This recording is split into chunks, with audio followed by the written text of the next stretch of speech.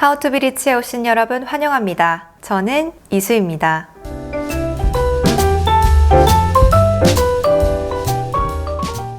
저번 시간에 이어 오늘은 무시무시한 세금보다 가혹한 존재 그 첫 번째, 돈의 시간 가치에 대해서 말씀드리겠습니다. 첫 시간에 말씀드렸던 금융투자학의 2기 존버 윌리엄스가 1938년 처음 발견한 개념인데요. 돈이란 지금 당장 내가 쥐고 있으면 너무 좋지만 시간이 지나면 지날수록 그 가치가 떨어지는 아주 무서운 놈입니다. 다시 말해 상속세나 증여세가 부의 세습과 독주를 일정 부분 막아주고 이자 소득에 높은 세금을 부과하기도 하지만 그보다 중요한 것은 시간이 지남에 따라 물가의 상승을 통해서 화폐의 가치가 스스로 소멸되게 만들어져 있다는 것입니다. 그러니까 우리는 한편으로는 돈을 벌어야 하고 다른 한편으로는 세금을 내면서 화폐의 시간 가치와도 싸워야 하는 것이죠. 보이는 세금 때문에 힘든 것보다는 사실 물가라는 장치 때문에 일정한 돈을 번 이후에 편안하게 살고자 하는 생각 자체가 커다란 실수가 될 수 있다는 것입니다. 결론적으로는 물가라는 특별히 고안된 장치를 늘 염두에 두셔야만 합니다. 만약 물가 세금이 없다면 10억을 벌면 적어도 편안하게 살 수 있겠지만 국민들이 모두 열심히 돈 벌어서 편안하게만 산다면 과연 나라의 경제가 온전히 유지될 수 있을까요? 국가의 경제가 온전히 유지되기 위해서는 놀고 먹는 국민이 적으면 적을수록 좋고 죽을 때까지 세금을 내면서 사는 사람이 많으면 많을수록 좋습니다. 그래서 바로 물가 세금이 고안된 것이죠.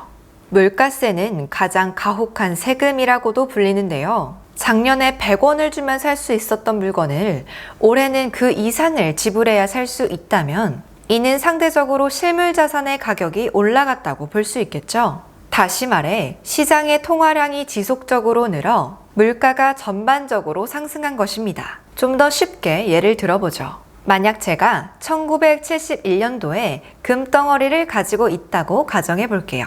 당시 금덩어리 가격은 온스당 35달러였습니다. 언제나 불변이었죠. 하지만 물가세가 적용되기 시작한 1971년도 이후부터는 금덩어리의 가격이 오르기 시작했습니다.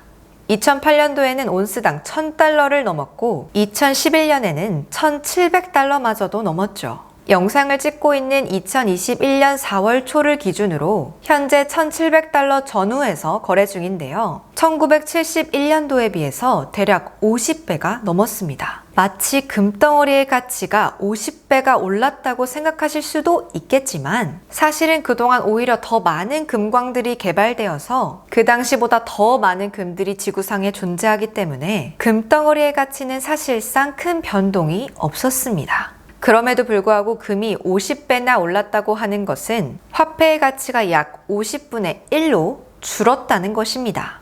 이것이 바로 세상에서 가장 가혹한 이른바 보이지 않는 세금, 물가세의 실체입니다. 실제 세금으로 세무당국에 납부한 것은 없지만 물가 상승을 세금 납부와 다름없다고 다소 냉소적으로 표현한 것이죠. 이 세상에 사는 사람이라면 누구도 물가세를 피할 수 없습니다. 하지만 국민들의 분노를 촉발할 정도의 초인플레이션의 시기가 아닌 한 누구도 딱히 이에 항변하지 않아요. 에이, 물가 올랐네 정도로만 생각하시죠.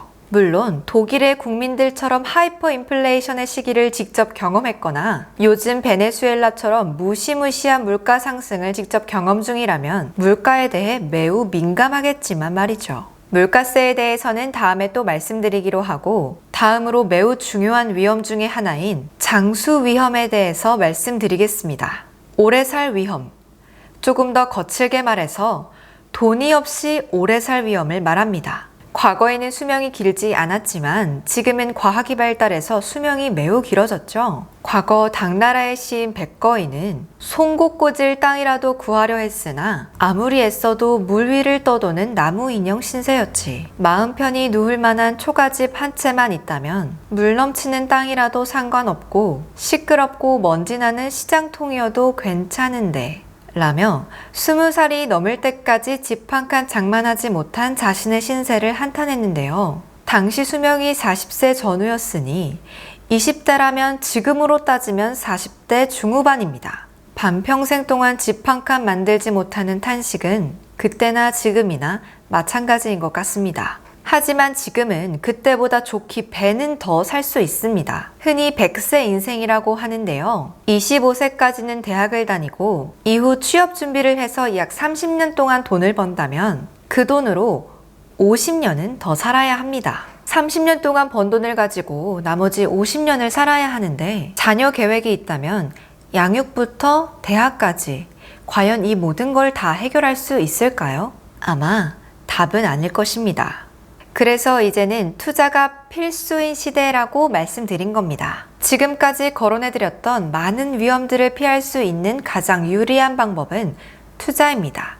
자산 가치가 하락하지 않도록 지켜내고 인플레이션과 디플레이션의 시기를 현명하게 대처할 수 있는 방법을 알아야만 합니다.